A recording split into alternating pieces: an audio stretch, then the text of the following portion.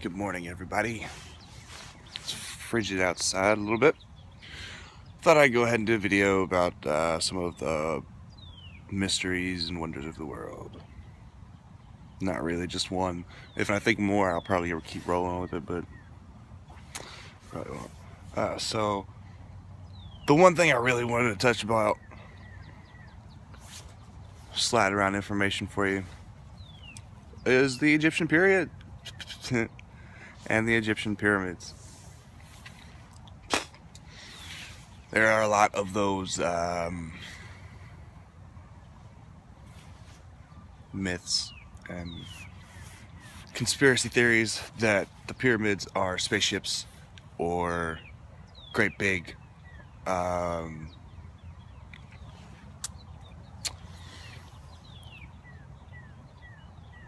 plasma barrier protection methods or asteroid blasters or whatever. During those times, those things were thought about, yes. But the truth is that the pyramids and the tombs differently were designed essentially to aid the hierarchical person in their journey towards being at one with the core of the earth, which was to them, according to all theory and belief, calculation and mathematic add-up summations and all that, essentially the center of their life universe, whereas the life universe was equivalent to anything which could support life. So equivalently, they would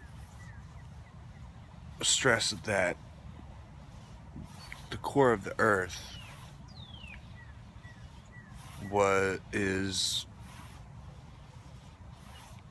so indicatively supporting of life that the moons and planets around the earth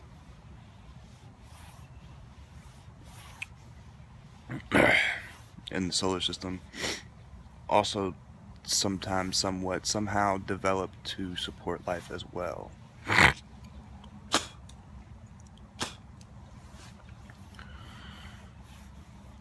And the tombs and pyramids were two different theories about physics. Firstly, the tombs, the Valley of the Kings or whatever, they chose the valley because of the sinkhole theory, where they believe that the belief that because it's a valley, it's sinking, and that the tombs would sink into the earth and allow the peoples to be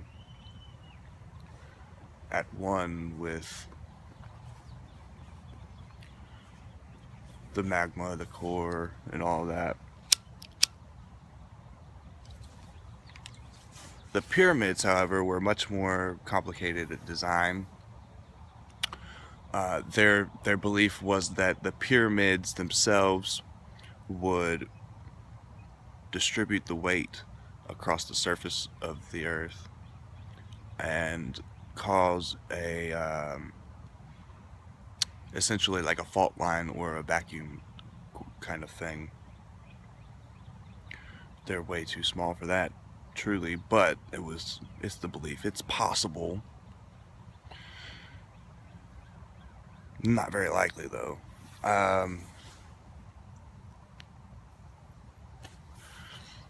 Anyway, there would be chambers inside the center, and all of the weight would distribute around at the four sides, and the tomb would be placed far down in the bottom, and eventually they figured it out from the geometry alone, just the general shape and proportions, but they still did it anyway.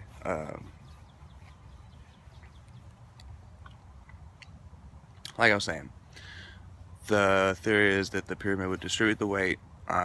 It would cause essentially a volcano effect, um, wherein also their theory was that the tomb would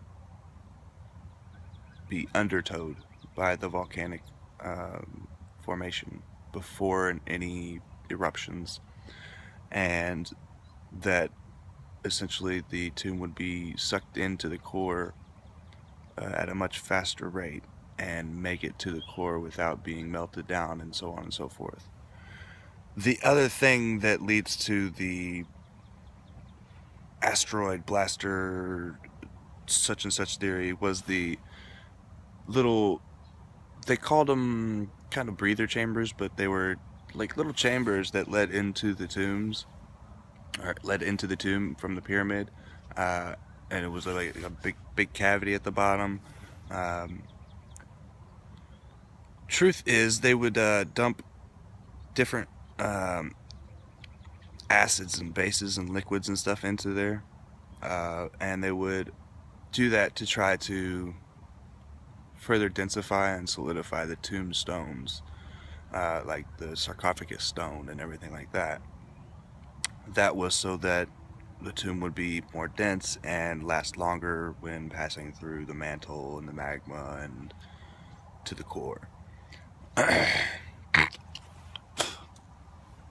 Their theory was, of course, they knew that um, from exhaustion and so on and so forth, that gravity has an effect on the body, and it was already a known fact around the world. Um, they did theorize through it a lot further, kind of like the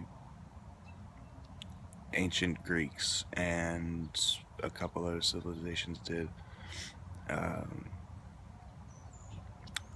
their theory was that essentially it would pass through the magma fast enough that while it was somewhat in a uh, malleable state of stone, like really hot, kind of like hot metal, where you welding and making stuff out of metal, that it would still contain the mummy, the body of the king, and that it would collapse with the gravity into the core. And then the belief was that once the tomb had reached the core, the volcano would erupt and the pyramid would be no more. It would be a volcano. And a lot of these things had to do, particularly with the specified choice of the land, as that it was chosen to be a land that was essentially remade, or in geomancy terms, reformulated, made a new shape, stuff like that, because of how many volcanoes they had planned to have been erupting on the continent. Yet they had no idea the true scale.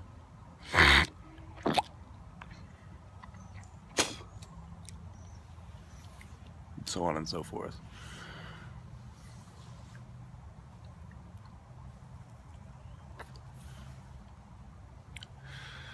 Then that all caused a big population booming motion, which has been absolutely ruining life on the planet.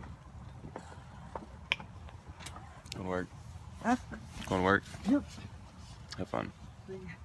What else can I talk about? It was only like 10 minutes. I know.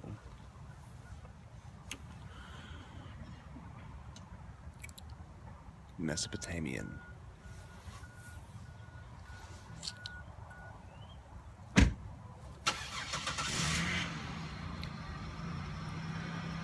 You might be able to call this a conspiracy theory if you want, but I don't believe so. A lot of people think that Mesopotamia was the source of ancient Greece, ancient Rome, so on and so forth. However, in all root of truth, ancient Greece and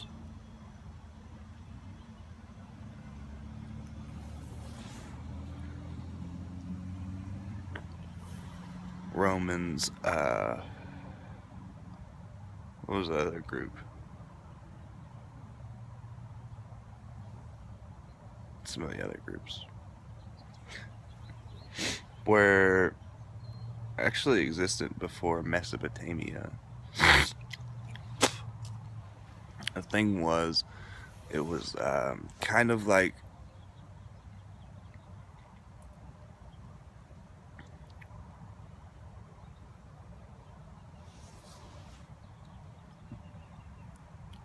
grouping together against conspiracies and retaining the truth that was known.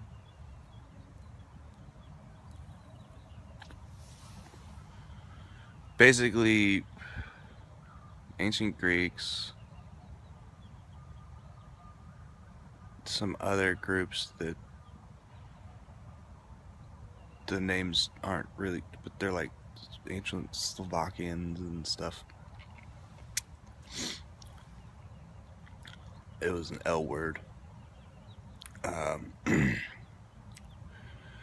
Had formed civilizations, and they were masculinely dominated. That does not mean that they were Babylon pits or anything like that, where, you know, typically you hear Babylon pit and you think that it's like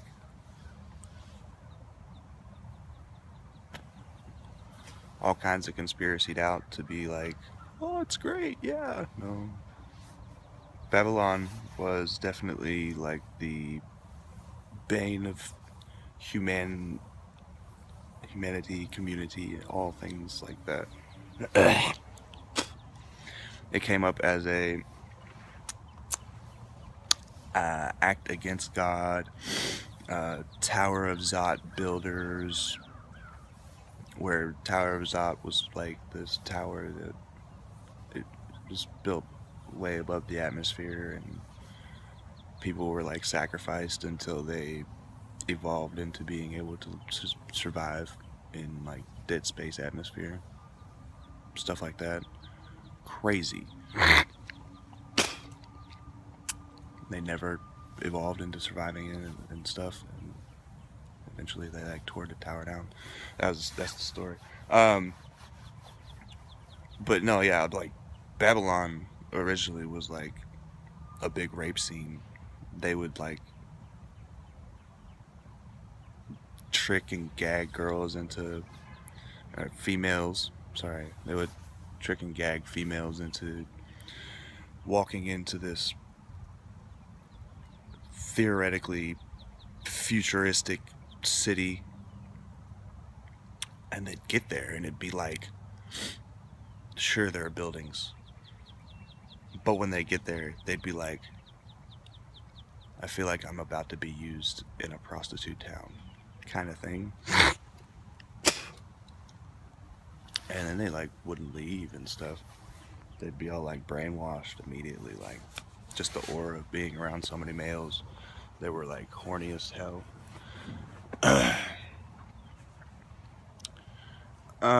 Anyway, it's a big statutory thing. But then Mesopotamia formed after ancient Greece, and the Greeks actually didn't originally settle in Greece or Rome. It was further north.